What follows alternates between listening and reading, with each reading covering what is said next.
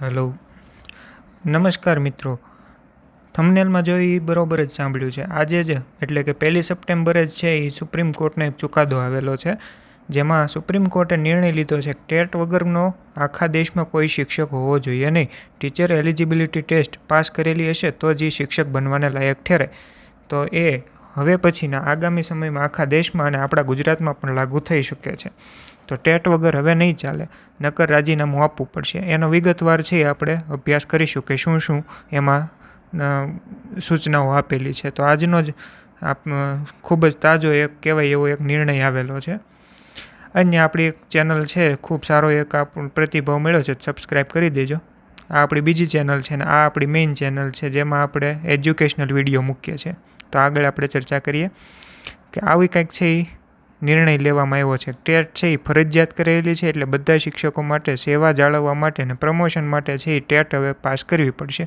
એની માટે એક સમયગાળો આપ્યો છે, 5 વર્ષ છે. એની અંદર તમારે જે હજી 5 વર્ષ કરતાં જેને વધારે હજી કાર્યકાળ છે એને ટેટ ફરજિયાત પાસ કરવાની છે અને 2 વર્ષની સમયગાળામાં પાસ કરવાની છે.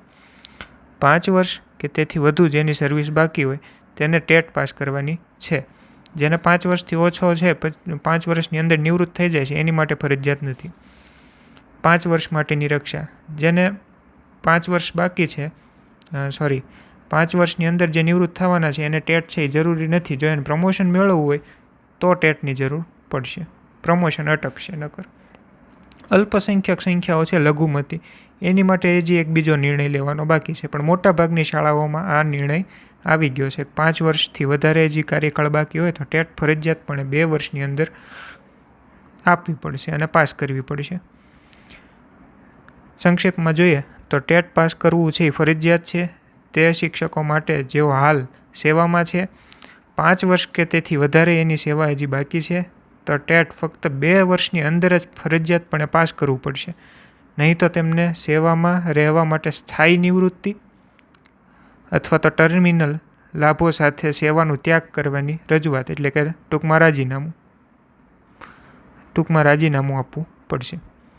5 વર્ષથી ઓછી હોય એને જરૂરી નથી, પરંતુ જો પ્રમોશન જોતું હોય તો ટેટ આપવાની, નકર નહીં.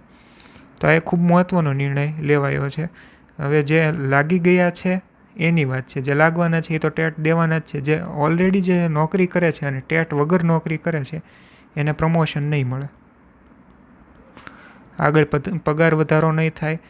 2 વર્ષની અંદર છે ટેટ પાસ કરવી પડશે અને જો ન કરી શકે તો રાજીનામું આપવું. તો આવી કંઈક છે એ વાત આવી છે. સુપ્રીમ કોર્ટનો આદેશ છે અને આજનો જ આદેશ છે, શિક્ષકોને સંબંધિત છે.